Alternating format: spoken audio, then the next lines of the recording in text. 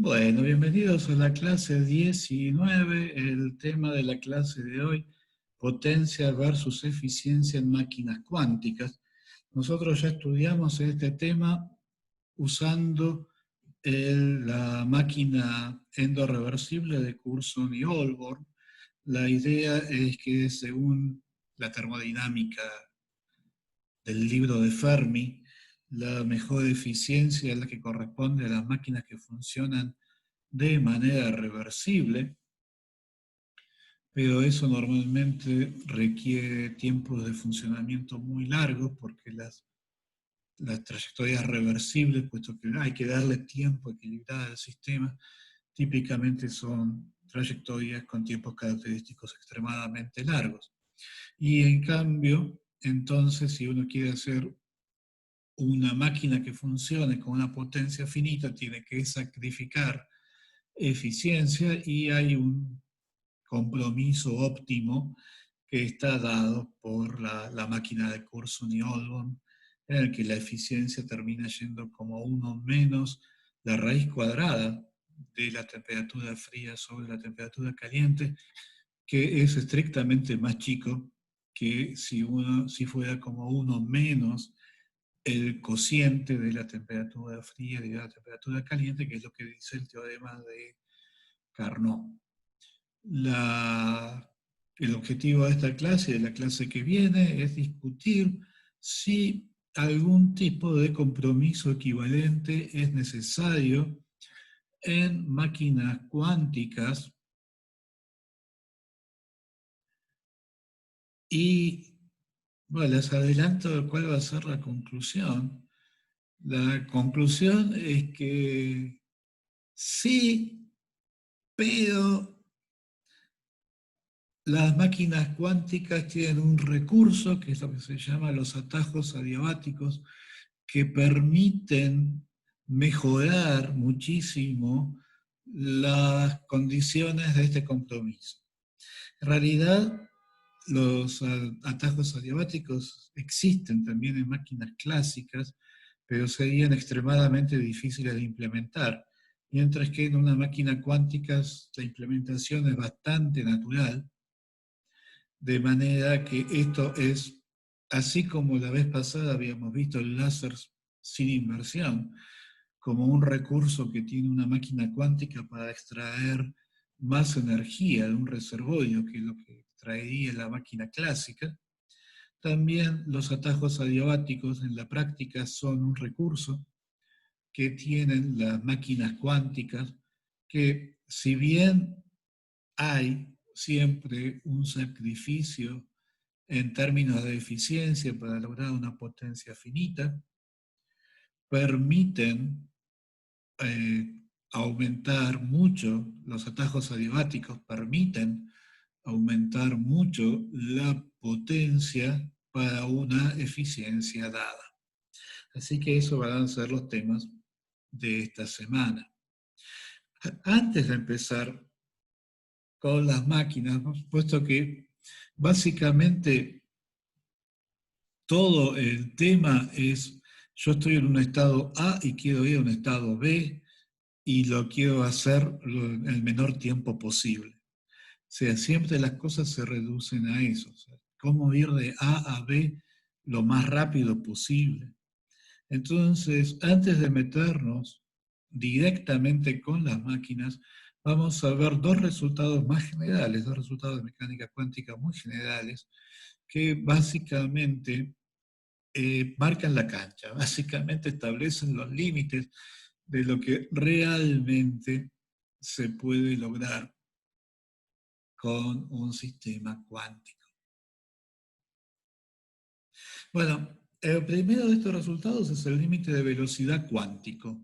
O sea, en mecánica cuántica siempre hay algún tipo de limitación en cuanto con qué velocidad se puede lograr una transformación dada.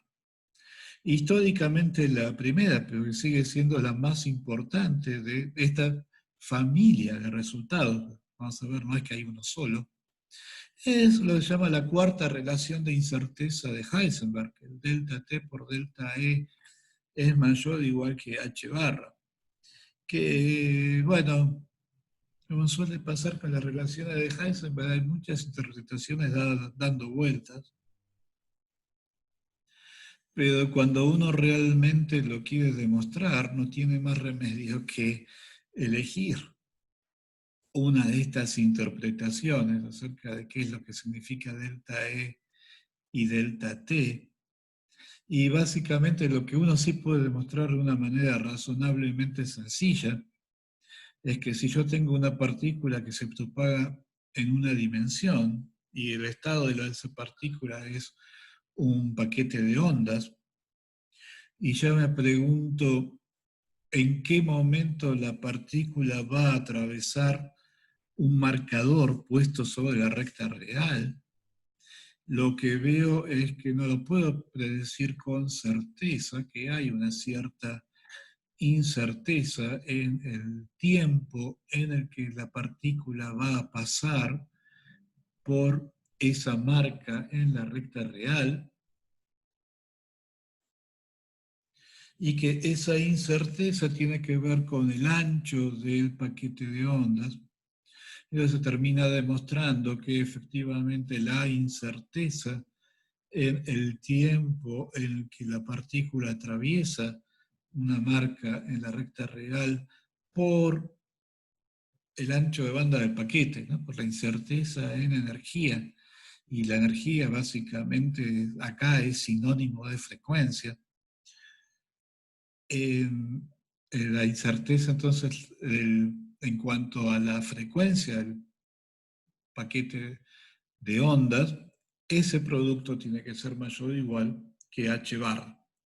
La, 1, la ecuación 1 tiene la virtud de ser cierta y fácilmente demostrable. A partir de ahí, las extrapolaciones que uno haga de ese resultado corren por cuenta de uno. Pero básicamente la idea es que lo que uno demuestra para un sistema, una partícula se propaga en una dimensión, básicamente va a ser cierto para cualquier sistema que tenga algún observable que en algún sentido se pueda pensar como una posición en la recta. O sea que básicamente la idea es que la incerteza en el tiempo en el que el sistema hace algo va a estar relacionada con la incerteza en la energía en el estado del sistema por una relación del tipo de la cuarta relación de Heisenberg. Y en particular, entonces, si la incertidumbre de la energía es cero, si el sistema está en un autoestado de la energía, entonces está en un estado estacionario y entonces nunca pasa nada. Y eso sería el caso límite de la cuarta relación. ¿Está bien? ¿Estamos de acuerdo?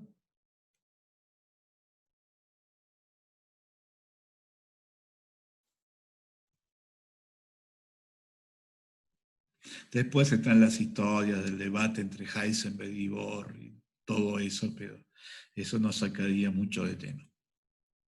Bueno, como decía, esto en realidad es el primer y más importante resultado de una familia de resultados.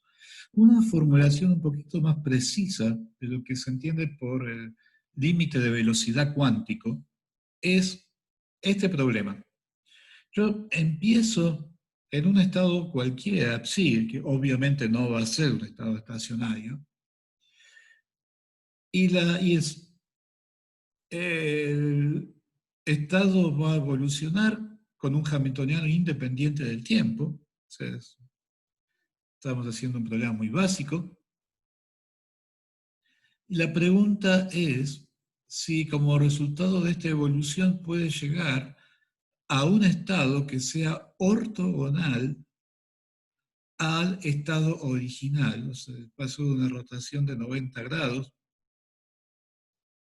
Y en ese caso, ¿cuánto va a tardar? O sea, ¿cuál es el tiempo mínimo en el cual el sistema puede evolucionar de un estado dado a un estado que sea ortogonal al estado inicial? O sea, básicamente la idea es ¿Cuánto tiempo tarda el sistema en convertirse de un estado dado a un estado completamente distinto, tomando como definición de qué quiere decir que algo sea completamente distinto en mecánica cuántica, que los dos estados sean ortogonales? Entonces, obviamente, si t tiende a cero, esto no puede ser cierto, porque si t tiende a cero, se supone que el estado original está bien normalizado, psi daría 1, o sea, tiene que haber un tiempo mínimo para el cual esto sea posible. No quiere decir que sea el único. Una vez que se supera ese tiempo mínimo, podría pasar que varias veces en su evolución el sistema pase por estados ortogonales al estado original, pero sí la idea es que haya un tiempo mínimo. Y obviamente cuál es exactamente ese tiempo mínimo va a depender del sistema, pero lo que queremos ver es si de alguna forma podemos dar una cota para ese tiempo mínimo. O sea, el tiempo mínimo tiene que ser mayor o igual que algo, y ese va a ser el límite de velocidad cuántica.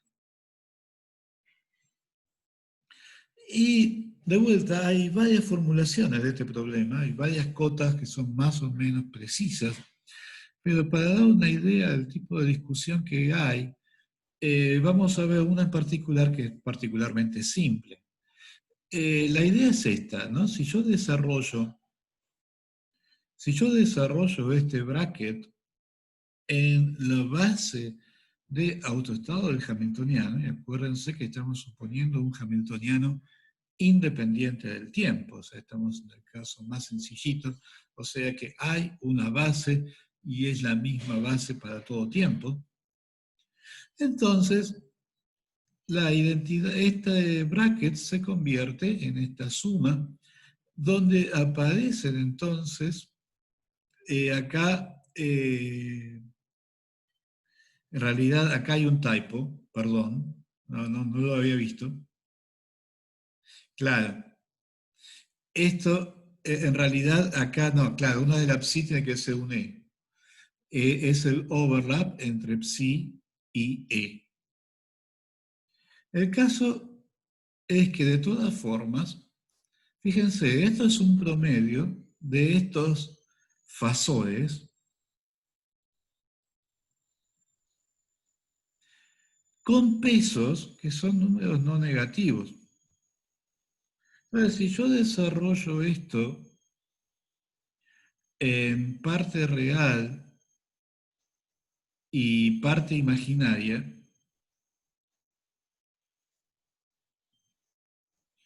yo veo que el valor medio del coseno de ET sobre H barra con estos pesos, acuérdense que acá debería ser una E, no una psi, con estos pesos debería valer 0, y lo mismo pasa para la parte imaginaria, o sea que el promedio de los senos de ET sobre H barra con estos pesos debería valer 0. O sea, ambas ecuaciones tienen que valer independientemente. Y eso es lo mismo que decir esto, la ecuación 4, de vuelta, acá debería decir E, disculpen, porque si yo desarrollo este coseno, me va a quedar coseno de esto por coseno de phi, el coseno de phi sale afuera, y entonces estamos diciendo que nos queda de vuelta el promedio pesado de los cosenos, pero ya habíamos visto que eso tenía que valer 0. Y después me queda el seno de phi por el seno de t sobre h barra, el seno de phi sale afuera de la suma, o sea que otra vez me queda el promedio pesado del seno de t sobre h barra, y eso habíamos visto que tenía que valer 0. O sea que si esto es 0, entonces esto también es 0, y es 0 cualquiera sea phi. Y eso es la clave del argumento, que esta expresión tenía que ser 0 para un valor dado de t. Para ese valor dado de t, esta expresión tiene que valer 0 idénticamente en phi, porque siempre van a quedar los promedios pesados del coseno de t sobre h barra o el seno de t sobre h barra, que tenía que valer 0. Ahora, se ve a simple vista que vale esta desigualdad. El coseno de x es mayor o igual que la parábola 1 menos x al cuadrado sobre 2. Obviamente, la desigualdad hay algo que chequear cuando x es más o menos hasta 2. Después la parábola cae muy por debajo del coseno. Pero no importa, la desigualdad sigue variando. Ahora, entonces, eso quiere decir que si esta expresión es igual a 0 idénticamente en phi, entonces, si yo reemplazo el coseno por la parábola, tengo una expresión que es no positiva idénticamente en phi. Pero en ese caso, cuando desarrollo el cuadrado de t sobre barra menos phi al cuadrado, me queda una parábola en phi, y la condición de que esta parábola sea no positiva es que si yo encuentro el máximo de la parábola, esta es una parábola abierta hacia abajo, ¿no? Por este signo menos en el término cuadrático, entonces el máximo de la parábola tiene que ser un número no positivo. Y eso asegura que la desigualdad 5 vale para todo psi. Bueno, el máximo ocurre cuando cuando phi es el módulo de eso de h barra por t, y pedir que ese máximo sea un valor no negativo, no positivo, dice que t por delta e es mayor o igual que la raíz de 2 por h barra, donde delta E, por supuesto, es la dispersión en las energías. O sea que de vuelta da un resultado muy parecido al de la cuarta relación de incerteza. Si yo quiero que el estado evolucione a un estado ortogonal al estado original, el tiempo mínimo que tengo que esperar es el orden de h barra sobre delta E. Obviamente, si delta E tiende a 0, simplemente esto no va a ocurrir. Y esto es entonces el límite de velocidad cuántica. ¿Está bien? ¿Se entendió? Disculpen por el typo. Después lo voy a corregir en el PDF en el campo.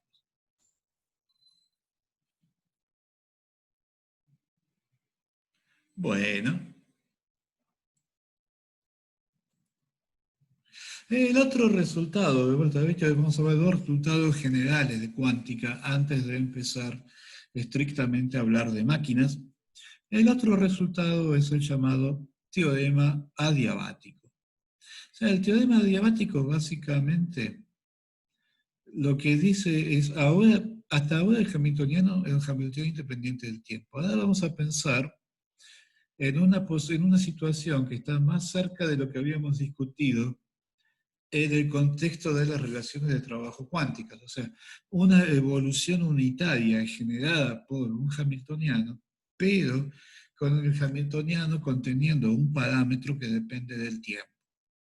Por lo cual, entonces, vamos a forzar una evolución del sistema en que la evolución sigue siendo unitaria, pero con un hamiltoniano que depende del tiempo.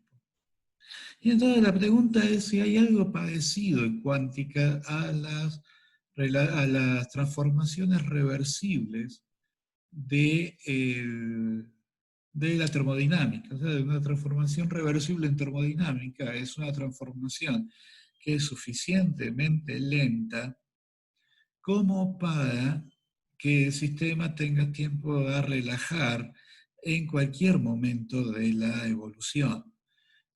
O sea, que el estado del sistema esté próximo a un estado estacionario dentro de la incerteza con la que uno está observando la evolución del sistema.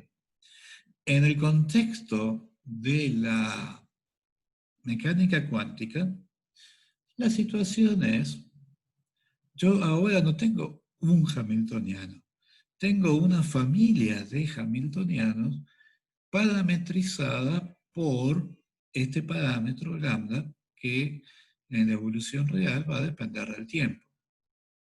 Para cada valor del parámetro, estos hamiltonianos van a tener su conjunto de autovalores y autovectores que van a ser los estados estacionarios. Ahora la pregunta es, cuando yo estoy cambiando el estado del sistema, ¿el sistema tiene tiempo de darse cuenta que el hamiltoniano está cambiando e ir acomodándose? ¿No? Por ejemplo, si yo arranco en el estado fundamental del hamiltoniano inicial y empiezo a cambiar este parámetro, el sistema se da cuenta y se va adaptando a estos cambios, manteniéndose siempre en el estado fundamental instantáneo. O sea, en el instante t, el sistema estaría en el estado fundamental del hamiltoniano correspondiente al valor del parámetro en ese instante. El sistema se da cuenta y se va adaptando al cambio del hamiltoniano, o se convierte todo en un ruido espantoso y no puedo decir absolutamente nada acerca de cuál va a ser el estado del sistema en un momento dado. O sea, esa es básicamente la pregunta, ¿no? La pregunta es si el sistema, y básicamente el caso más interesante es ese, o sea, yo arranco con el sistema en su estado fundamental y la pregunta es si va a seguir estando en el estado fundamental, que por supuesto a tiempos distintos son estados distintos, porque está cambiando el hamiltoniano, el estado fundamental puede subir, puede bajar, pero el sistema va a ir surfeando estos cambios en el estado fundamental o va a hacer transiciones a estados arbitrariamente excitados. Eso es básicamente la pregunta del teorema adiabático.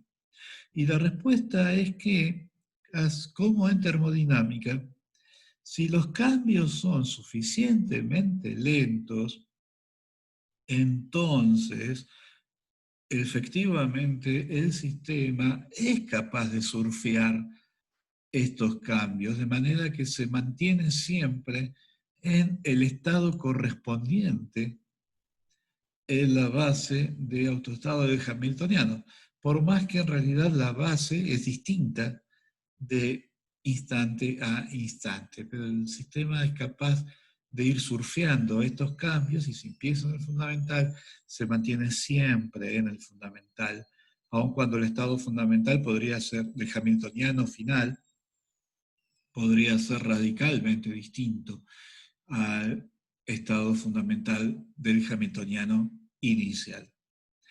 ¿Está bien? ¿Se entendió el enunciado?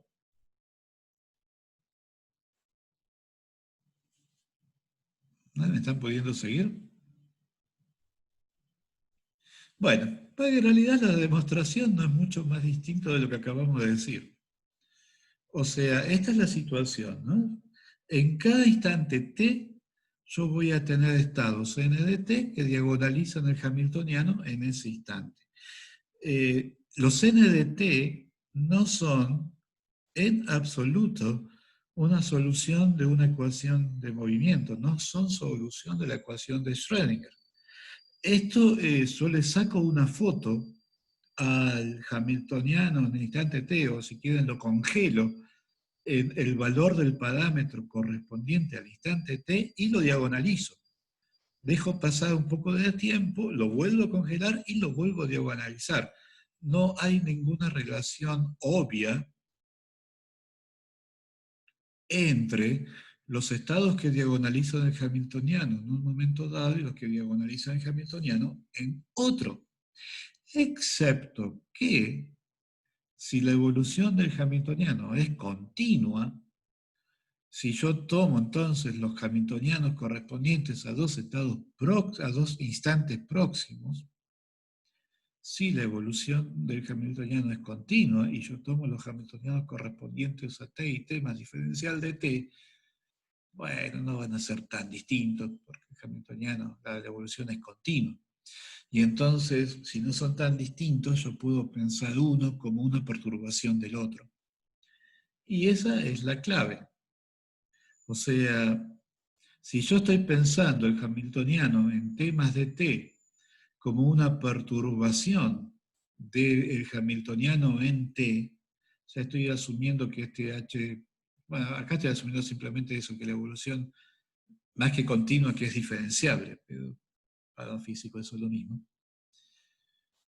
Entonces, los autoestados y autovalores del hamiltoniano en temas de t los puedo encontrar simplemente aplicando la teoría de perturbaciones de teórica 2, ¿no? La teoría de perturbaciones de Rayleigh-Sommerfeld. O sea que uno simplemente hace la cuentita, ¿no? Es agarrar los apuntes de teórica 2 y hacer la cuenta. Acá no hay nada misterioso. A primer orden en la perturbación, el cambio en los autoestados va a ser proporcional a dt, pero eso simplemente porque estamos trabajando a primer orden en la perturbación. Y la idea entonces es que el autoestado correspondiente al hamiltoniano en temas de t va a ser el autoestado correspondiente a n más una combinación lineal de todos los otros autoestados, todos menos el n, donde el autovalor correspondiente, como siempre, ¿no? La corrección a la perturbación del autovalor es el valor medio de la perturbación.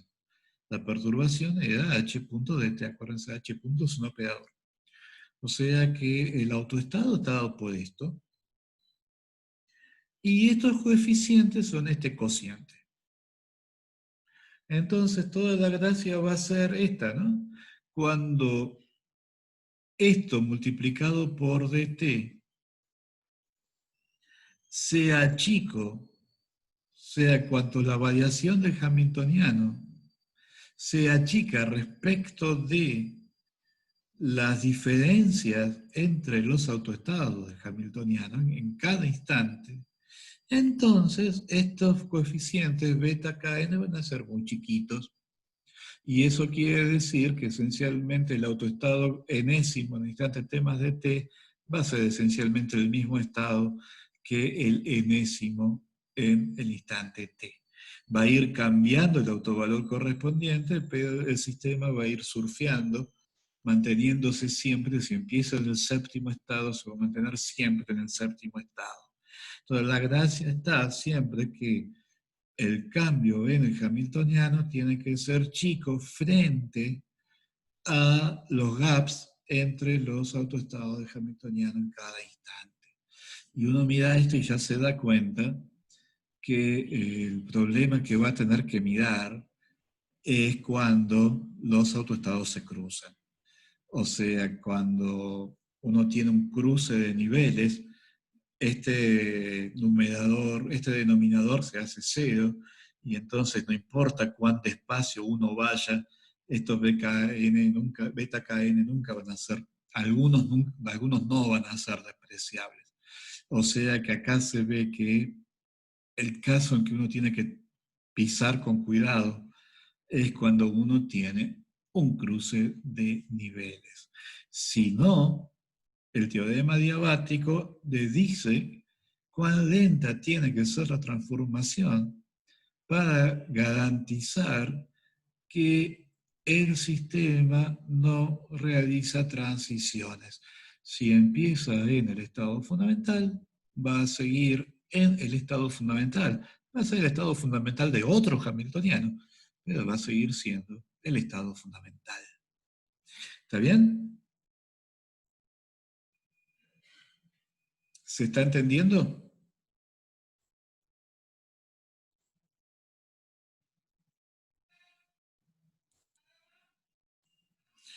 Bueno, dicho de otra manera, yo en cada instante tengo la base n de t, el estado lo puedo desarrollar en esa base.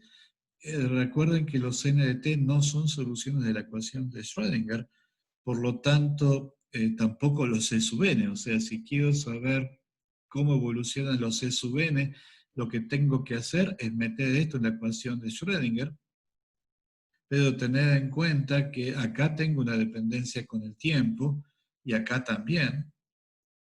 De todas formas, cuando finalmente cae el polvo, lo que veo es que precisamente estos CK evolucionan con estos coeficientes beta-KN. O sea que la condición para poder despreciar el, la derivada de los CK, o sea, para poder asumir que los C sub K permanecen constantes, es que los beta-KN sean chiquitos.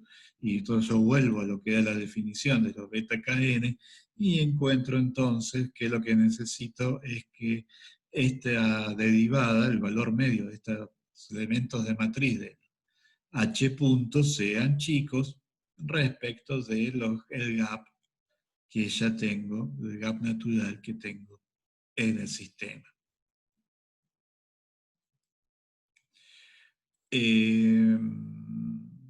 Bueno, adiabático, ¿por qué se usa adiabático? Bueno, acá básicamente adiabático se está usando como sinónimo de lento, lo cual es un problema porque realmente es muy confuso. O sea, que adiabático pueda significar que no hay intercambio de calor o que adiabático pueda significar que la transformación sea lenta. Pero lo que sí es cierto es que si los CK permanecen constantes, los módulos de los CK cuadrados también permanecen constantes. Y la entropía de von Neumann, como subrayamos en su momento, solo depende de los módulos de los C sub K cuadrados. Por lo cual es cierto que si los C sub K permanecen constantes, entonces la entropía de von Neumann también va a permanecer constante. O sea que en ese sentido, una trayectoria adiabática, en el sentido de que es muy lenta, también va a ser una trayectoria adiabática en el sentido en que la entropía de von Neumann va a permanecer constante. Y si la evolución es unitaria, entonces está bien decir que no hay intercambio de calor. La desigualdad de Clausius se cumple, pero se cumple de una manera trivial, porque Q es igual a 0 y delta S también. Así que eso es lo que queríamos decir acerca del teorema adiabático y el flag que quedó es ojo con el teorema adiabático cuando hay cruce de niveles. ¿Está bien?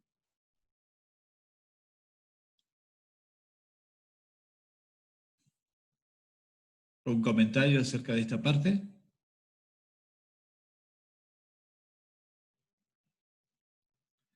Bueno, eh, esto es nada más que un comentario, pero es un comentario interesante. Yo tengo este parámetro que depende del tiempo. ¿Qué pasa si yo lo hago depender del tiempo de una manera cíclica? ¿No? ¿Qué pasa si el valor final del parámetro es igual al valor inicial? Se las hago más fácil todavía, que el hamiltoniano correspondiente a este valor del parámetro, además es no degenerado. Entonces uno dice, bueno, está bien, entonces la base inicial y la base final, el comentario, los autoestados finales son los iniciales, claro, obvio. Bueno, no. Y hay que sentarse a pensarlo, porque es casi obvio que los autoestados finales son los iniciales, pero no. Podrían llegar a diferir en una fase. Fases que por supuesto que van a ser distintas para cada estado. Y esas fases tienen información acerca del sistema. Son las que llaman las fases de Berry. O sea que esto, lamentablemente, este es un tema en el que no tenemos tiempo de meternos y quizás yo no sería la persona indicada para meternos en esto. Pero esto es el comienzo de todo un camino acerca de explotar esta información que tienen las fases de Berry acerca de la estructura del sistema. Porque y realmente es muy antiintuitivo, pero es cierto, no es cierto que el sistema vuelva a la base original. las fases que van acumulando los distintos estados a lo largo del recorrido son no triviales, tienen información acerca del sistema, no las puedo descartar simplemente de un plumazo. Así que bueno, esto termina, esta es simplemente una invitación a que googleen fases de Berry y nosotros vamos a seguir con otro tema. Que ahora sí vamos a ver los dos modelos básicos sobre qué son los dos caballitos de batalla sobre los cuales se basa la discusión de los motores cuánticos, que son un modelo discreto, que es el modelo de Landau-Zener,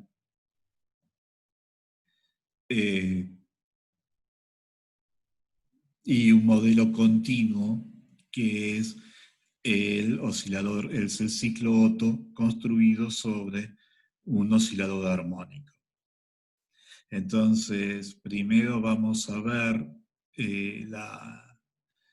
brevemente el modelo de Landau-Zener, después vamos a ver el ciclo Otto del oscilador armónico cuántico.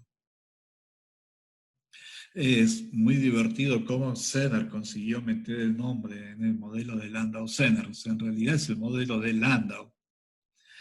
Y Landau hizo la cuenta, la publicó y Zener sacó, creo que era un hecho, diciendo que la cuenta de Landau estaba mal.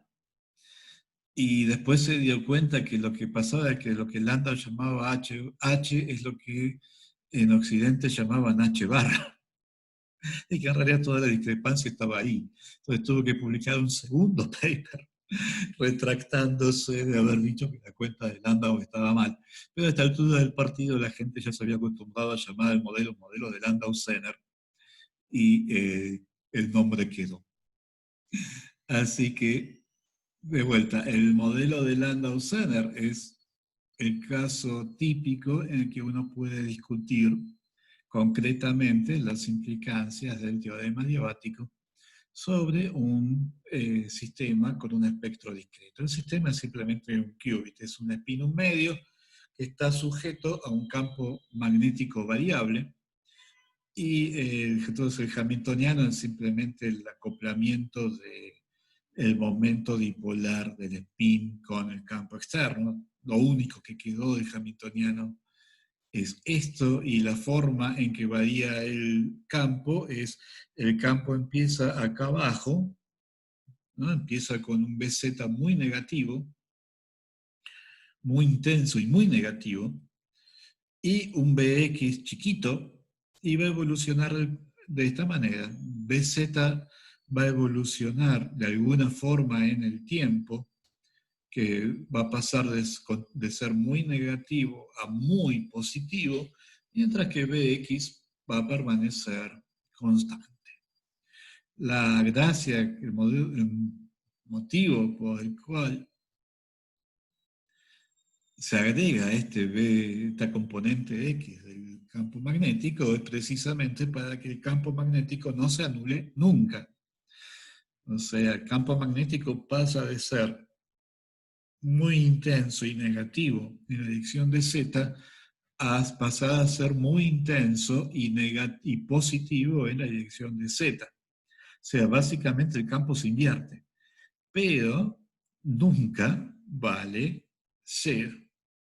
Y porque nunca vale cero, bueno, los niveles nunca se cruzan completamente. Entonces, lo que está, el motivo por el cual se incluye este B es que evita precisamente el cruce de niveles.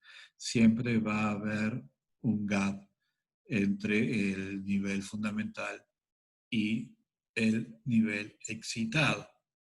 La lógica subyacente es que en cualquier sistema real en que el hamiltoniano depende de un parámetro y uno puede invertir entonces los niveles variando este parámetro, siempre va a haber alguna perturbación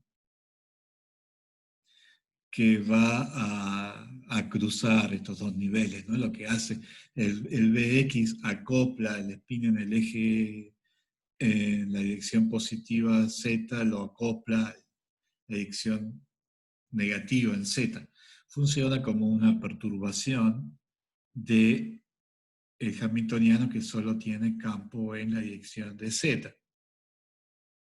Y la idea es que cualquier sistema real siempre va a haber alguna perturbación de este tipo, cuyo resultado final va a ser provocar lo que se llama una repulsión entre niveles, porque a medida que yo trato de, o sea, cuando el campo es tan intenso, los autoestados del hamiltoniano son más menos mu por bz sobre 2, pero bz es muy grande, o sea que los estados están muy separados. A medida que yo voy bajando b sub z, los autoestados van a tender a acercarse, pero no llegan realmente a cruzarse porque está este b sub x. O sea, lo mínimo que pueden llegar es a mu b sub x sobre 2, y ahí se empiezan a separar. Se provocó una repulsión entre los dos niveles. B sub x provoca que los dos niveles no puedan acercarse demasiado. Y esto va a ser el resultado general. Lo que se dice es que los dos niveles evitaron cruzarse. Y entonces el resultado básico de Landau fue haber hecho esta primera cuenta que demuestra cómo los niveles evitan cruzarse, ¿no? Son como dos autos que van por una carretera, uno contra el otro, uno enfrente del otro, y a último momento consiguen frenar y dar la vuelta y evitar un choque. ¿Está bien? ¿Más o menos se está siguiendo?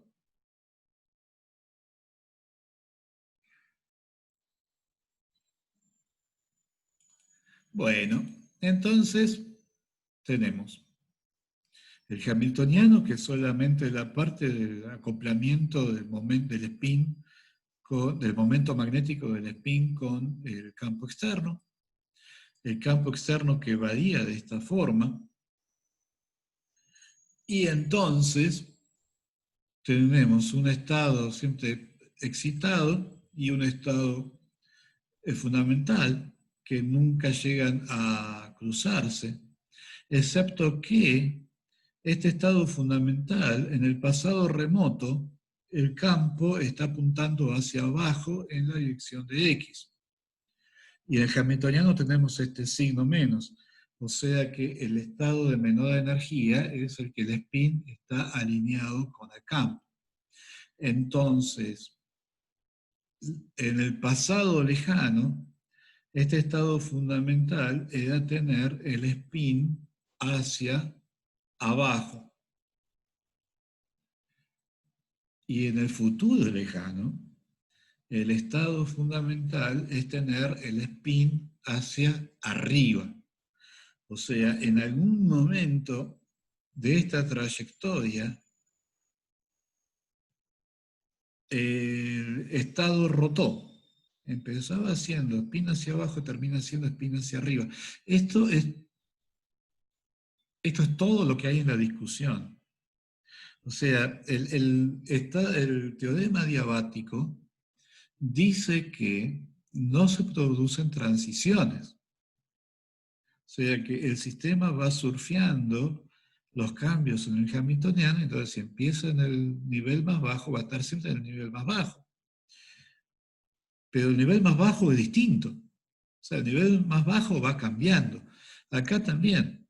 Si yo, de acuerdo con el teorema diabático, si yo hago esta transición de tener esta inversión del campo magnético, si yo la hago suficientemente lento, empiezo acá y termino acá. Pero esto es spin hacia abajo y esto es spin hacia arriba. En algún momento el sistema se las tiene que haber ingeniado para poder rotar. Si yo hago la transición demasiado rápido, precisamente no le doy tiempo al sistema a rotar. Y entonces, si el sistema empieza con el spin hacia abajo, yo no le doy tiempo a rotar y por lo tanto va a seguir con el spin hacia abajo. Pero a tiempos muy grandes, cuando el campo magnético está apuntando hacia arriba, el spin hacia abajo quiere decir que estoy acá, no acá, estoy acá. Y eso va a pasar si yo hago la transición demasiado rápido. No le doy tiempo al sistema a adaptarse al cambio del hamiltoniano. El caso extremo, eso probablemente lo vieron en teórica 2, lo que se llama en inglés la sudden approximation. Cuando están viendo perturbaciones dependientes del tiempo, normalmente se asume que la dependencia del tiempo es suave. Bueno, ¿qué pasa si yo hago una dependencia brusca? ¿Qué pasa si yo de repente prendo una interacción? Bueno, en ese caso lo que voy a tener es que voy a resolver una ecuación de Schrödinger de t positivo para t mayor que 0, tomando como estado inicial en t igual a 0 el estado que tenía antes de prender la interacción. Si el prendido de esta interacción es repentino, el estado del sistema pasa de largo, no tiene tiempo de adaptarse a ese cambio. Acá está pasando exactamente lo mismo. Yo empiezo acá, con el spin hacia abajo, que es el estado de menor energía, cuando el campo magnético también está hacia abajo. Si yo hago un cambio suficientemente rápido, voy a seguir teniendo el spin hacia abajo.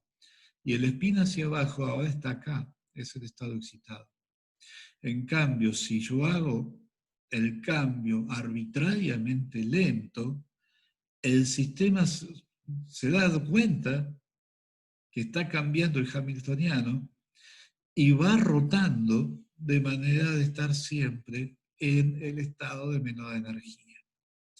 Y si yo hago la transición en una escala de tiempo que no es ni demasiado rápida ni demasiado lenta, voy a terminar en alguna superposición coherente de ambos estados. La evolución es siempre unitaria, o sea, termino en una superposición coherente, donde tendré alguna probabilidad de mantenerme en el estado fundamental y tendré alguna probabilidad de haber quedado atrapado en el estado excitado.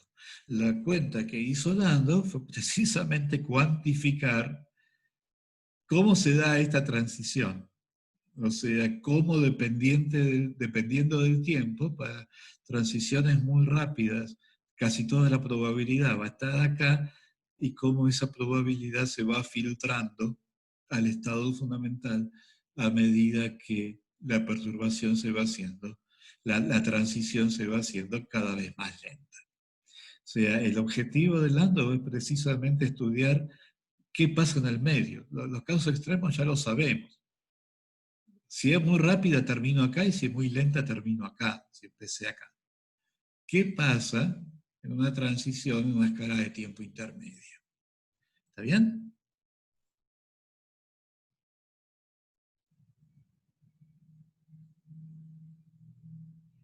¿Se entendió la cuenta? ¿Se entendió el objetivo de la cuenta?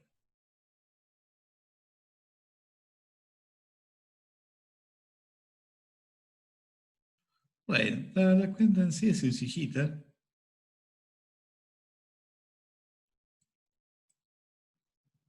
Profesor, si se hace muy rápida la transición, hay que sacar el campo magnético para que después no se alinee el spin.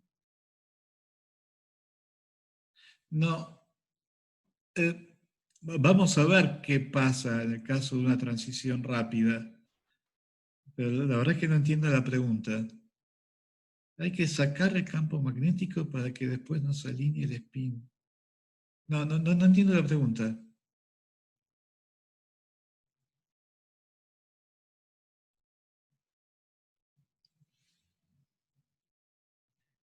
a lo que voy, profesor, es eh,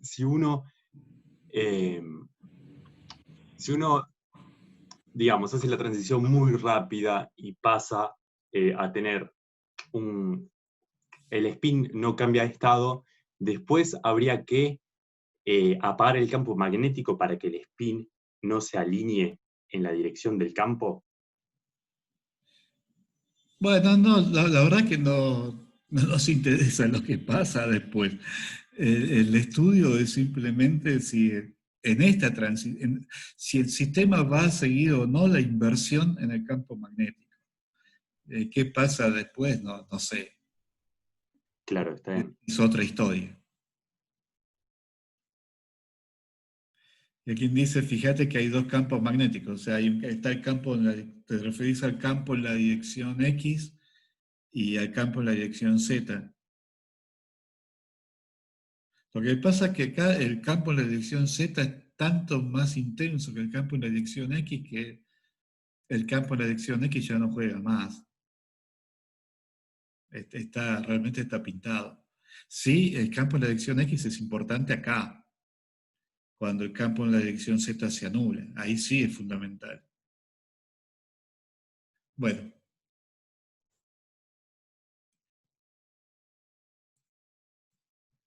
fíjate que los campos, si no tuvieras campo en X, nunca, siempre terminarías excitado.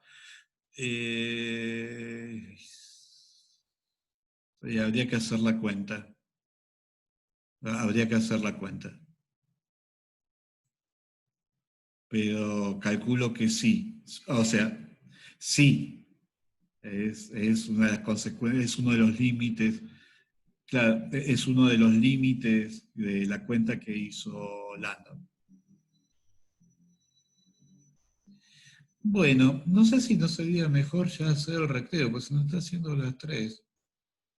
Probablemente sea mejor hacer el recreo ya y después arrancar con la cuenta, que finalmente es eso, es una cuenta. ¿Les parece bien? Si no, después va a quedar muy corta la segunda mitad de la clase.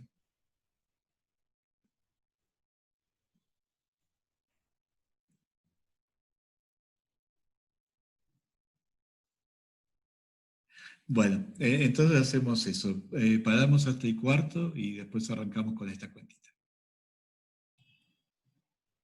Bueno, entonces queríamos hacer este cálculo de cuál es el estado final del spin cuando yo hago la transición a velocidad finita. Y la idea es muy fácil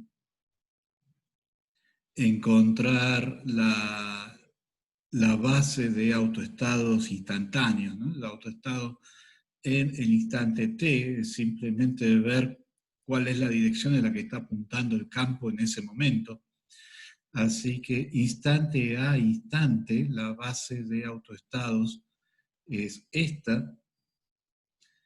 No, obviamente depende del tiempo, pero depende del tiempo de una manera simple. O sea, es obvio si phi es el ángulo, phi es este ángulo, ¿no? Es el ángulo que hace el campo con el eje Z positivo. O sea que phi empieza siendo 180 grados y termina siendo 0. Obviamente, si phi no cambiase, la base de autoestado hamiltoniano tampoco cambiaría. O sea, el hecho de que estos autoestados instantáneos dependan del tiempo es porque phi depende del tiempo. Y entonces lo que uno hace es proponer una solución en que en cada instante es una combinación lineal de los autoestados instantáneos con coeficientes que dependen del tiempo y les agrega explícitamente estas fases porque uno sabe que van a ser la parte del león de la dependencia del estado con el tiempo. O sea, estas fases estarían aun si el campo fuera constante. O sea que al agregarlas explícitamente simplemente estoy simplificando lo que va a terminar siendo la ecuación para alfa y para beta. Efectivamente, meto todo esto en la ecuación de Schrödinger y lo que obtengo es un sistema de dos ecuaciones con dos incógnitas para los coeficientes alfa y beta. Y ahora la idea es, bueno, cuando la transición es muy lenta, phi punto es muy chiquito y alfa y beta son esencialmente constantes. Eso es el rango de el teorema adiabático. Toda la dependencia está metida en los autoestados instantáneos, pero alfa y beta son esencialmente constantes cuando phi punto es chiquito. Y si no, bueno, hay un rango en el que alfa punto es despreciable contra alfa, o sea, en el rango en que phi punto es 0, alfa es 1 todo el tiempo. Bueno, existirá un rango en el que todavía puedo aproximar a alfa por 1 acá. Y entonces ahora obtengo un resultado finito para beta. Beta está dado por esta expresión. O sea, esto es la aproximación en la que la probabilidad, la amplitud para terminar acá es chiquita. O sea, cuando alfa es igual a 1 todo el tiempo, termino acá con probabilidad 1. Cuando alfa está cerca de 1, pero no es exactamente 1, aparece una cierta amplitud de terminar acá. Esa amplitud está dada por esta fórmula. Entonces acá tienen el gráfico entonces del ángulo phi, repito, el ángulo phi empieza a 180 grados, o sea, en pi termina en 0, y la derivada depende de este tiempo característico tau, que básicamente es el cociente entre la derivada de b y el campo en la dirección x. Entonces, eh, cuanto más chico es tau, más rápida fue la transición.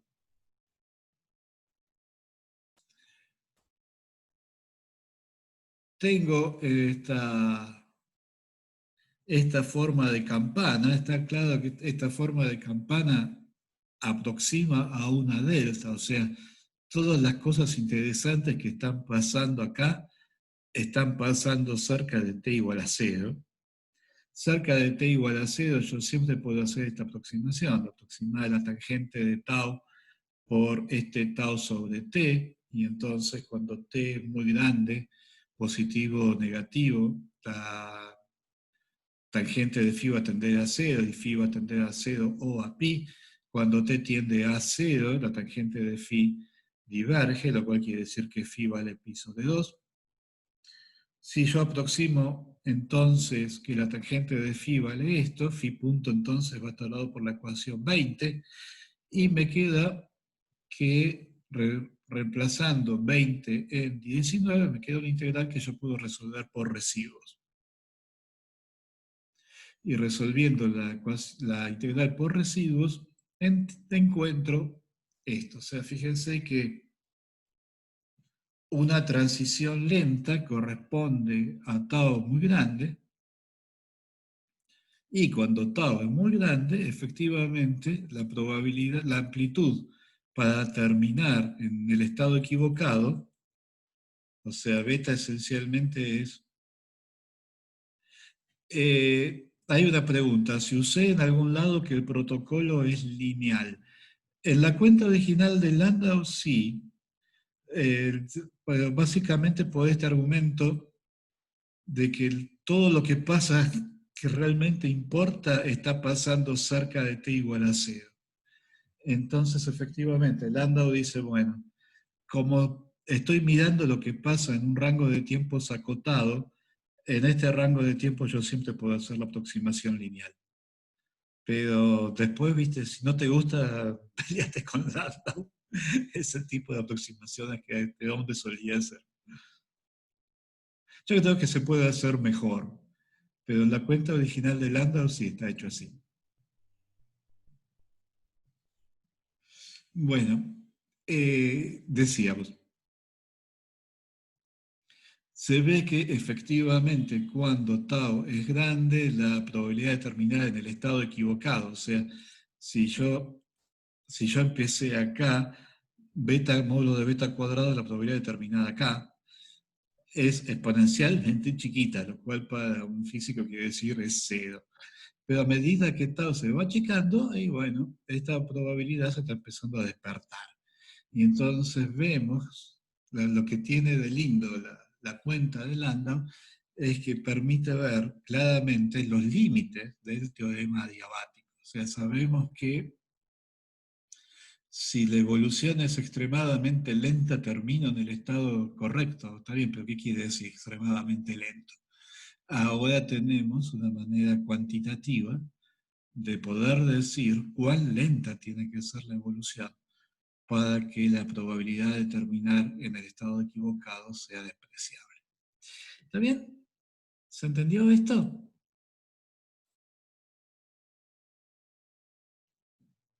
¿Algún otro comentario? Bien. Bueno, pues entonces arrancamos realmente con el ciclo Otto cuántico, que no es el ciclo Otto del cual nos va a hablar Cristian. Este es el ciclo Otto basado en un oscilador armónico. El ciclo Otto que hizo Cristian también estaba basado en un qubit. El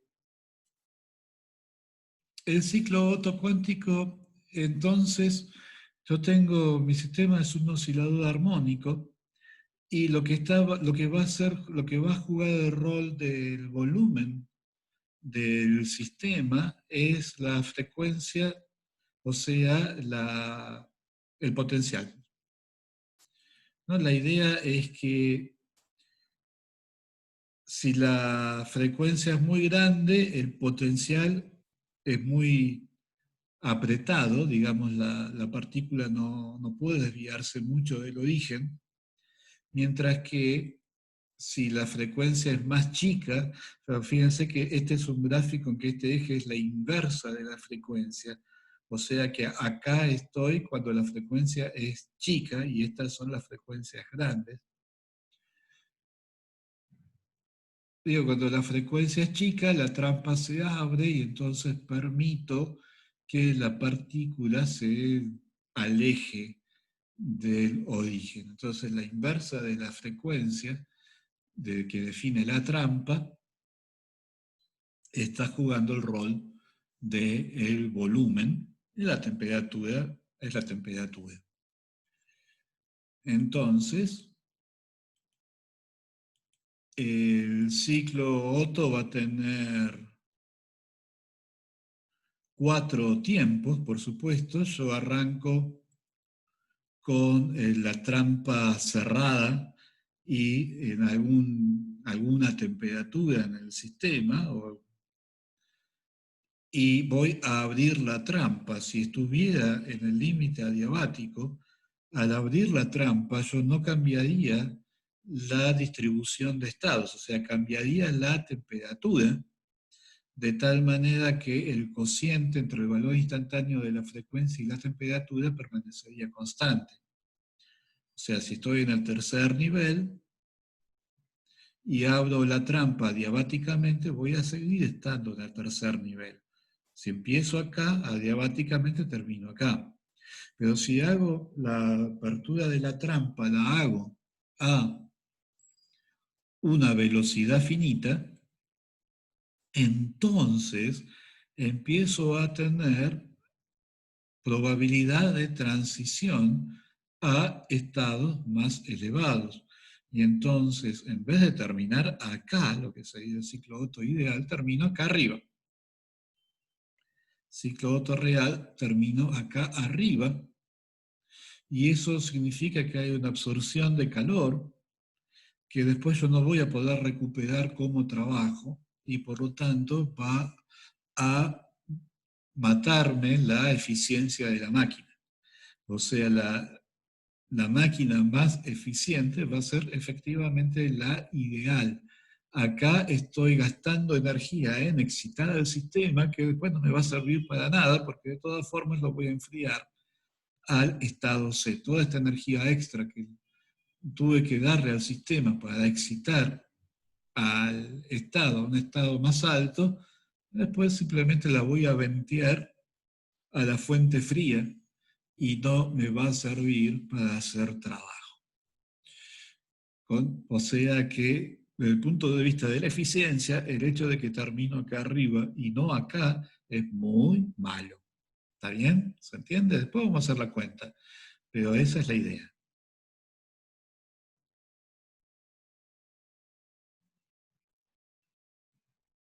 Bueno, entonces, esto entonces sería la expansión isoterma del ciclo Otto. Lo que viene ahora es el enfriamiento adiabático. Perdón, el enfriamiento a volumen constante, es un ciclo, disculpen, es un ciclo Otto, no es un ciclo de Carnot. O sea que ahora lo que hago es enfriarlo a volumen constante, dejo la trampa fija y lo enfrío, o sea, esta era adiabática, o pretendía ser adiabática, es una evolución unitaria con un hamiltoniano dependiente del tiempo, el parámetro que depende del tiempo es la frecuencia de la trampa. Esta es a volumen constante, donde el volumen es siempre la inversa de la frecuencia. Después va a venir otra adiabática, en lo que voy a hacer es volver a cerrar la trampa.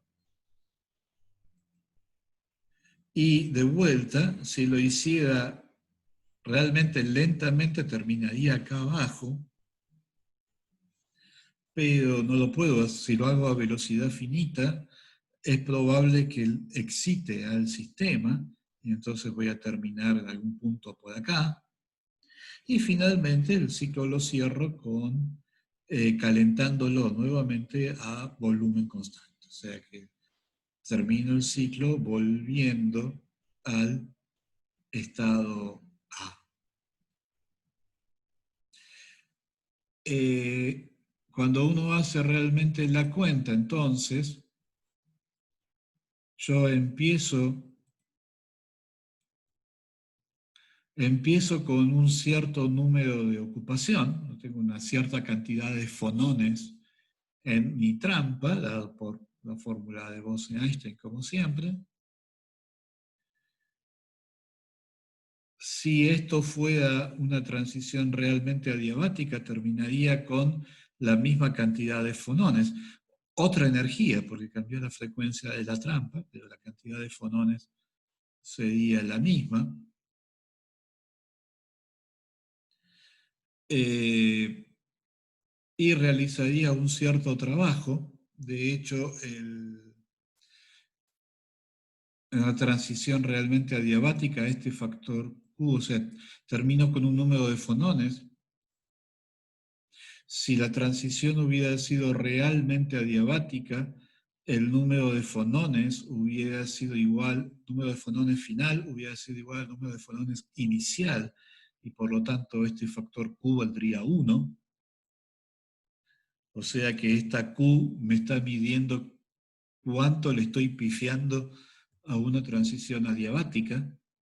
En una transición no adiabática, Q va a ser estrictamente más grande que 1. Después vamos a hacer la cuenta exactamente quién es Q. Pero acuérdense que una transición no adiabática, Q va a ser estrictamente más grande que 1. Y por lo tanto el número de fonones final va a ser más grande que el número de fonones inicial. Y eso quiere decir que yo no estoy recuperando. Fíjense que si Q valiera 1, el trabajo realizado sería simplemente energía inicial menos energía final, y eso básicamente sería la diferencia en las frecuencias por el número de partículas. Pero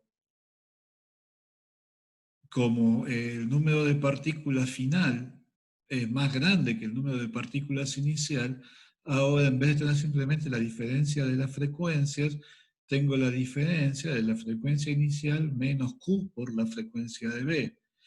Y como Q es más grande que 1, esto es más chico que el trabajo que yo hubiera logrado hacer en una verdadera transición adiabática. Y por eso mi eficiencia está sufriendo, o sea, estoy perdiendo eficiencia porque estoy gastando energía en excitar el sistema de una manera que es inconsecuente para el funcionamiento de la máquina. ¿Está bien? O sea, todo el problema es que Q sea más grande que 1.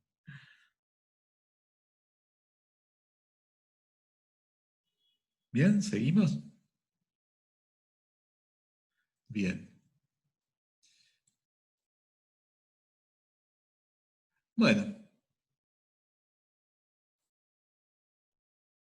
el estado final acá no tiene mayores dudas, porque yo simplemente lo voy a dejar termalizar con una temperatura baja. O sea que acá sí, la cantidad de calor que estoy, o sea, la cantidad de fonones que voy a tener al final va a ser la que corresponda a esa temperatura, punto.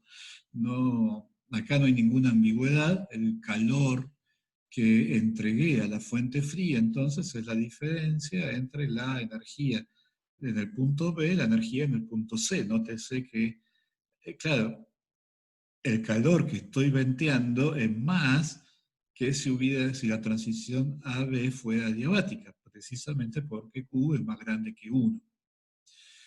Y de vuelta, ahora en el camino de vuelta, voy a tener el mismo problema, o sea, yo acá estoy tratando, o sea, yo acá tengo que empujar, ¿no?, a la máquina. Esto es, ¿no?, en el ciclo Otto, esto sería el pistón empujando la mezcla quemada. Yo acá tengo que hacer trabajo para que el sistema vuelva al punto D. Quiero hacer el menor trabajo posible. Y de vuelta el problema que voy a tener es que este factor Q va a ser más grande que 1. O dicho de otra forma, la energía final, o sea, me aparece de vuelta un Q', el número de fonones que tengo en D no es el número de fonones que tenía en C, sino que es más grande, me aparece un factor Q', que después vamos a ver que si el protocolo con el cual estoy cerrando la trampa, ese es simplemente la inversa temporal del protocolo que usé para abrir la trampa, en ese caso simplemente Q' va a ser igual a Q. O sea que no es fundamental exactamente quién es Q', lo importante es que igual que Q es más grande que 1. Y nuevamente eso va a ser detrimental a la eficiencia del sistema. Y de vuelta, entonces, en el último tramo, cuando vuelvo a A, el número de fotones de A, es decir, A en A, el oscilador armónico está en equilibrio con la fuente caliente, o sea que el número de fotones en A está determinado por el valor de la frecuencia en A y por la temperatura de la fuente caliente. No depende del punto de partida. Lo que sí va a depender de Q' es el calor que yo tengo que entregarle al sistema para poder volver al estado A. O sea que estos son los 4 tiempos del ciclo Otto con el oscilador armónico cuántico. ¿Está bien? ¿Queda alguna pregunta de esto? O sea, lo que falta es calcular quién es Q. Ver por qué Q no vale 1. Está bien. El comentario es: no me quedó claro por qué Q es igual a Q'. Básicamente porque o sea, va a ser igual a Q' cuando simplemente cerraste la trampa. Vos tenés un protocolo que dice cómo la frecuencia depende del tiempo. Bueno, simplemente acá usaste el mismo protocolo, pero al revés. Básicamente es porque la ecuación de Schrödinger es reversible. Acordate que estos tramos, el tramo AB y el tramo CD, son unitarios. Es evolución unitaria con un hamiltoniano dependiente del tiempo. Bueno, pero la ecuación de Schrödinger es invariante frente a la inversa temporal. O sea, si vos invertís al mismo tiempo que invertís el sentido del tiempo, invertís el protocolo, ahí no pasa nada raro. ¿Está bien? Uno hace la cuenta y le da eso en el fondo. Bueno, la eficiencia al final, cuando uno junta todo, la eficiencia termina siendo esto. Y se ve que cuando Q igual a Q' fuera igual a 1, entonces todos estos corchetes raros se simplifican, ¿no? Queda NA más un medio menos NC más un medio. Y entonces la eficiencia del ciclo Otto es 1 menos la relación de compresión. O sea, se mantiene esta especie de propiedad rara del ciclo Otto de que la eficiencia está determinada solamente por la relación de compresión, que ya habíamos visto en el ciclo Otto que hecho con el sistema de dos niveles. Pero eso es una ilusión, porque en general Q va a ser más grande que Q', y se ve que cuando Q es más grande que 1, estoy aumentando el numerador y estoy bajando el denominador. O sea que este cociente es más grande. Y si estoy haciendo 1 menos algo más grande, entonces me da algo más chico. Y por lo tanto se ve que efectivamente la eficiencia con Q más grande que 1 siempre va a ser menor que la eficiencia del caso adiabático en el que Q vale 1. Entonces, que básicamente 29 es lo que queríamos mostrar. Lo que falta ver es que necesariamente cuando yo me voy del caso adiabático, entonces la eficiencia aumenta más allá de 1. ¿Está bien?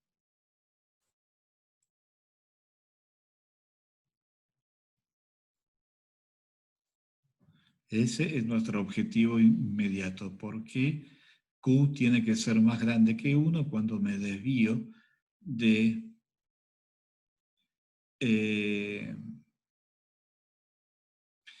hay un comentario, cuando me desvío del caso adiabático, el comentario es de eta sería cuadrático en dq. Tendría que hacer la cuenta, pero creo que sí. Sí, es muy probable. Básicamente porque estás calculando cuánto varía la entropía cuando te vas de equilibrio cambiando un parámetro. Y como la entropía en equilibrio es su máximo, típicamente las desviaciones son cuadráticas en el parámetro. O sea, es difícil hacer una variación lineal en la entropía porque es estacionaria en equilibrio. O sea que lo típico sería que tengas razón, que la desviación es cuadrática en Q, en Q menos 1.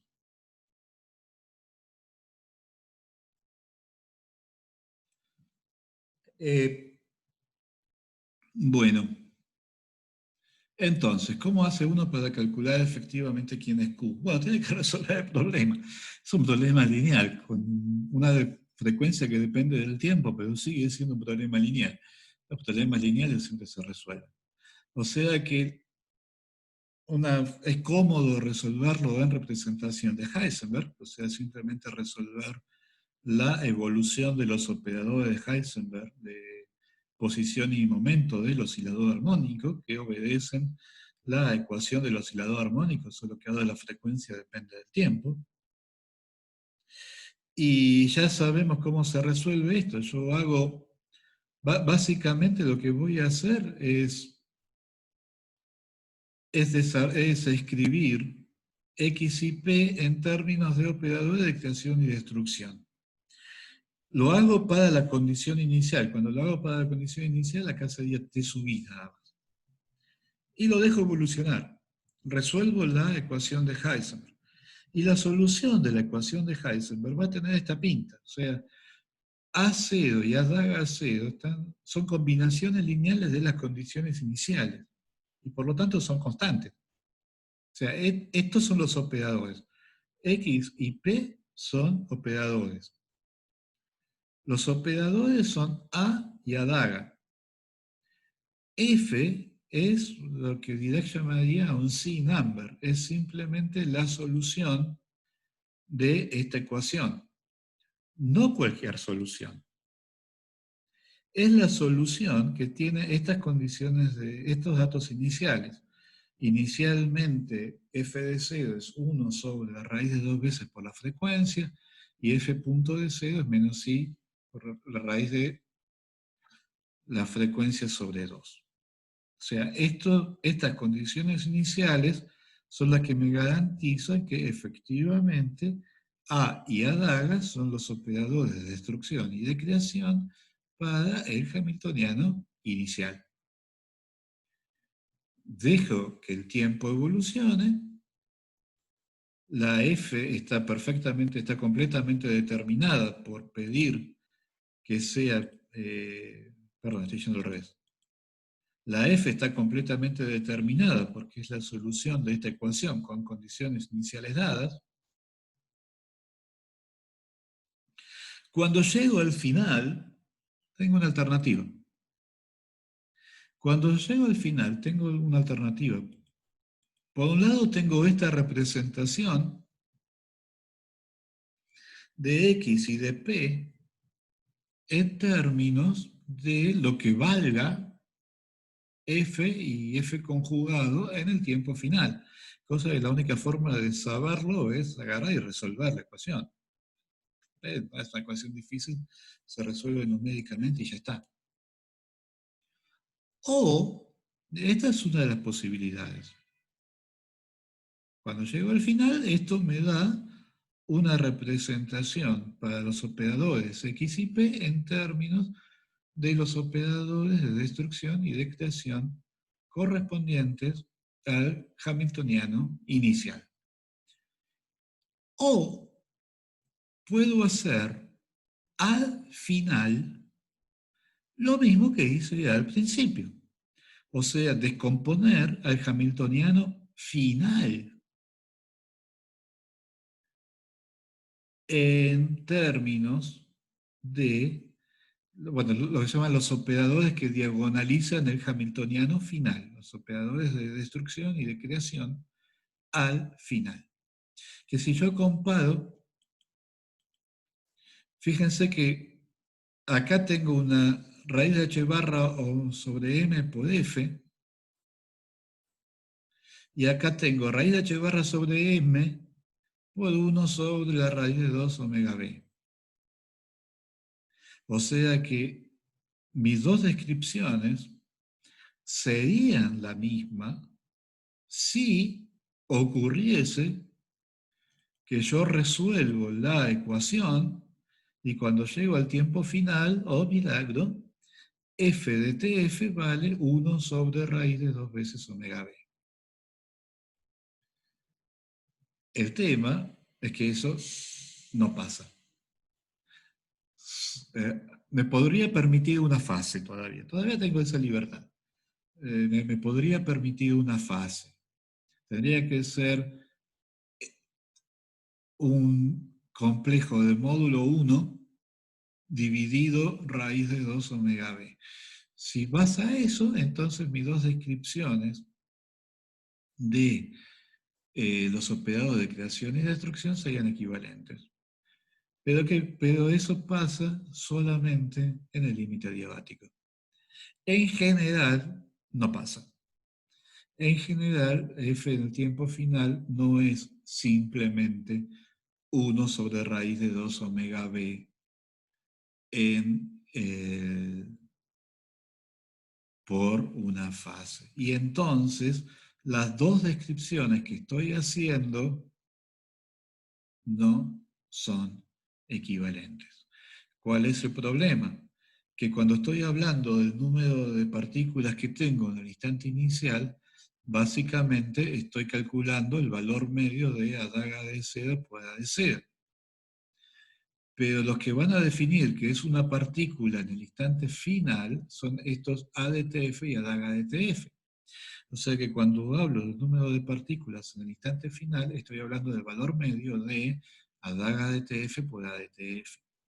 Como estos operadores no son los operadores que tenían el instante inicial, esos valores medios en general van a ser distintos. Y el paso siguiente es demostrar que no solamente son distintos, sino que si el estado original era una superposición coherente, perdón, si el estado original era una superposición incoherente de estados con número de partículas bien definidos, un estado térmico es una superposición incoherente de estados con número de partículas bien definido, en ese caso, no solo los números de partículas calculados al final, con ADAGA DTF y ADTF, va a ser distinto que el número de partículas calculado al principio, con ADAGA de 0 y A de 0, no solo va a ser distinto, sino que de hecho va a ser más grande. Bueno, lo que faltaría es simplemente demostrar eso. ¿Se entiende por dónde vamos? ¿Me están pudiendo seguir?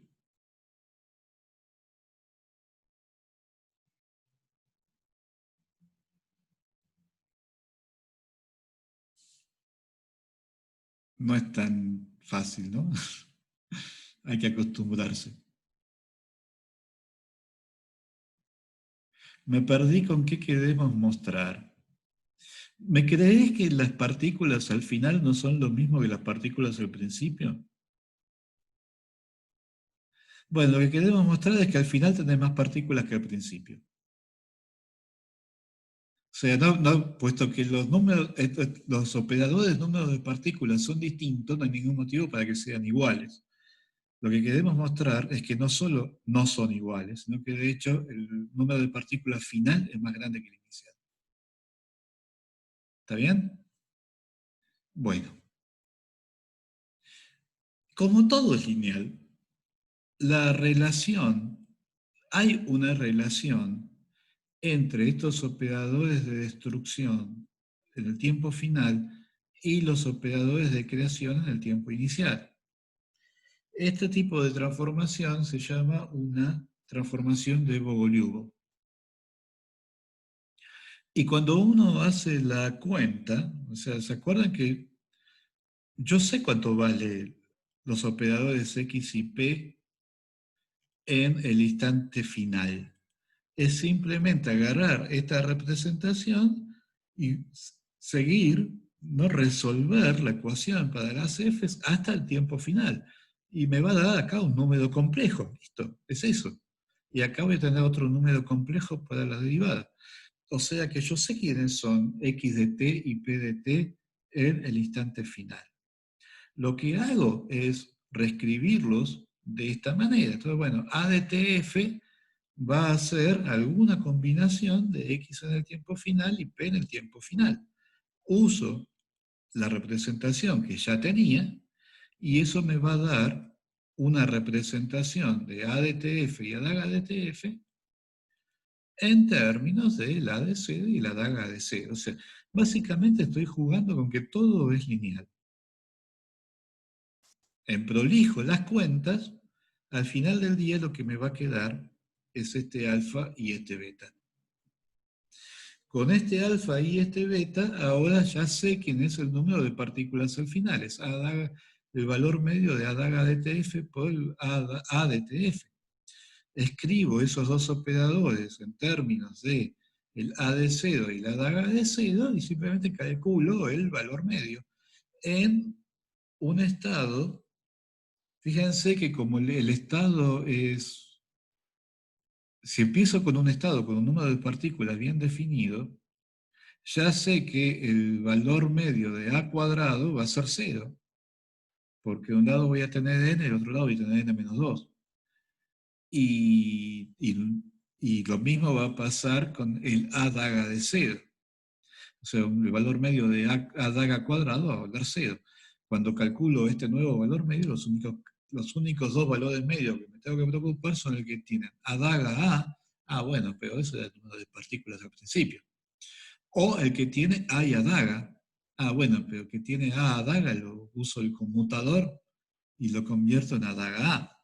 O sea que cuando estoy empezando con un estado n, ¿no? Un estado que tiene, está en el enésimo excitado, la cuenta es trivial.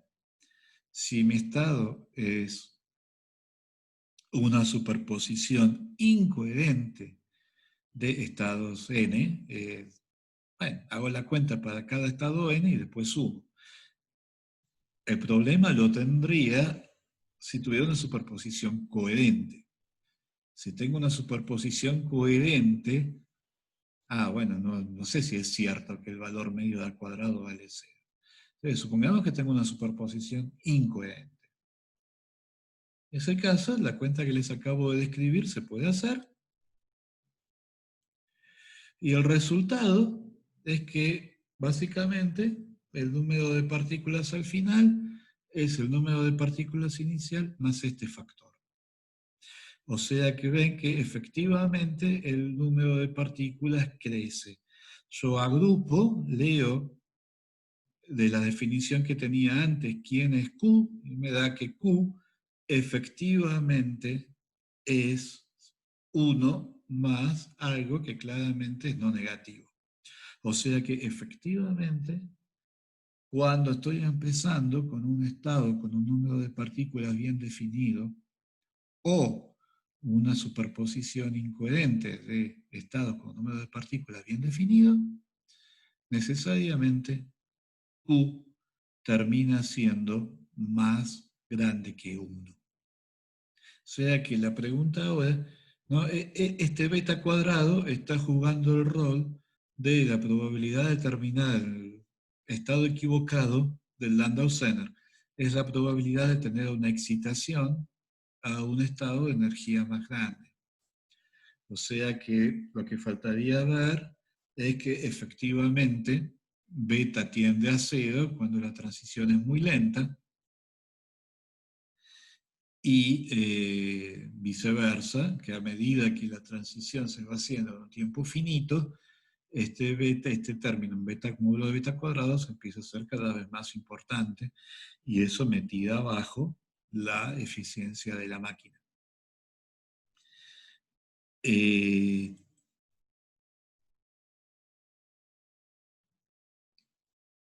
Básicamente, bueno, acá hay un montón de cosas que tendríamos que ver con más tiempo, pero básicamente la idea es que efectivamente, cuando la transición es muy lenta, ¿se acuerdan que yo había dicho, si f en el estado final fuera 1 sobre la raíz de 2 veces la frecuencia, a lo sumo multiplicado por una fase, entonces estaría todo bien y Q valdría 1. O sea, porque de hecho los operadores de creación al final y al principio realmente serían, a menos de esa fase, realmente serían el mismo operador. Lo que pasa cuando la transición es muy lenta, que yo puedo hacer la aproximación WKB, y la aproximación WKB dice que efectivamente la F es 1 sobre la raíz de 2 veces la frecuencia instantánea por una fase. O sea que cuando hago la transición muy lenta, porque vale la aproximación WKB, estoy en el límite en el que efectivamente Q vale 1. Y a medida que empiezo a hacer la transición a velocidad finita, la aproximación WKB empieza a fallar y ahí es cuando aparece un Q más grande que 1. Entonces, tengo básicamente el mismo problema que Curzon y Holborn. O sea que tengo que hacer un compromiso entre potencia y eficiencia. La máxima eficiencia sería para Q igual a 1, eso dependería de la validez de la aproximación WKB, y eso solo lo puedo garantizar cuando el tiempo del ciclo es muy grande y por lo tanto cuando la potencia es muy baja. Y esto parecería ser el final de la historia. La sorpresa es que no es el final de la historia, que hay recursos que uno puede usar que le permiten hacer la transición en un tiempo finito, manteniendo la adiabaticidad, o sea, sin sobreexcitar al sistema. Y esos recursos ahora se llaman los atajos adiabáticos. Entonces, bueno, yo termino acá porque ya es la hora. El viernes retomaríamos hay un par de comentarios de las cosas que salteé, pero fundamentalmente la idea es discutir qué son estos atajos adiabáticos. Hay un comentario, disculpen. La diferencia con el LZ, o sea, el Landau-Zener, es que no tenés un bound a cuán mal podés hacer la apertura. Dicho de otra manera, en el Landau-Zener tengo un bound a cuánto calor puedo absorber. Bueno, está bien, eso fue parte de las cosas que me salteé, pero ¿cuán rápido podés abrir la trampa? Bueno, lo más rápido que podés abrir la trampa es simplemente abrirla, pegar un salto. Y en ese caso podés hacer efectivamente la cuenta porque estás resolviendo dos ecuaciones de resortes con frecuencia constante, la frecuencia omega A hasta el momento del salto y después saltás y seguís con omega B hasta el final. O sea que tenés dos soluciones que podés escribir en términos de senos y cosenos que tenés que machear función y derivada en el momento del salto. O sea que en ese caso puedes hacer toda la cuenta analíticamente. Y podés calcular el beta.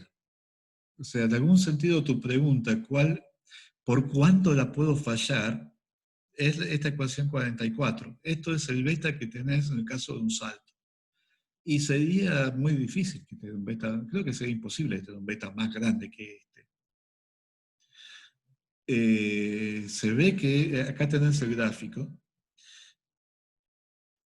beta va a ser grande cuando el salto es grande. No importa si WB es más grande o más chico que WA, lo que importa es el cociente. Si WB es mucho más grande que WA, este término va a ser grande, beta va a ser grande.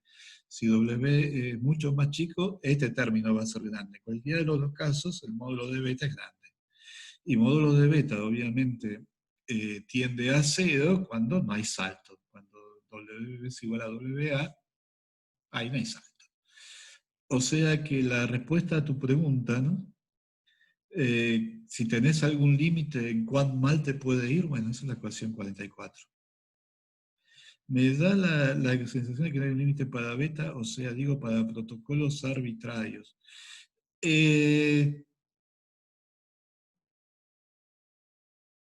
Bueno, acá estamos hablando de protocolos en los que vos simplemente abrís la trampa, ¿no?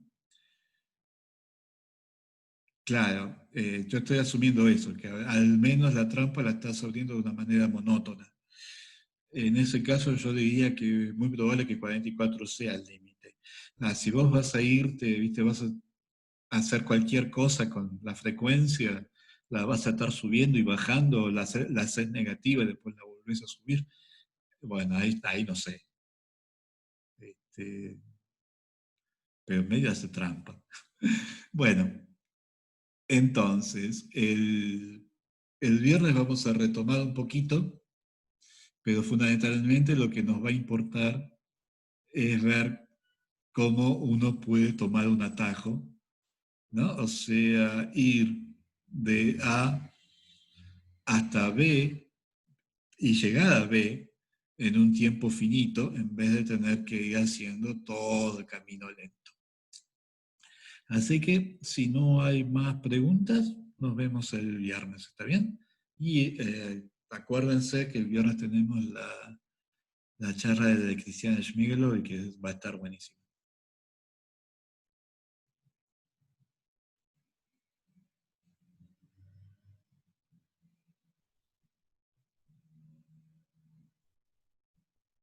Bueno, hasta el viernes.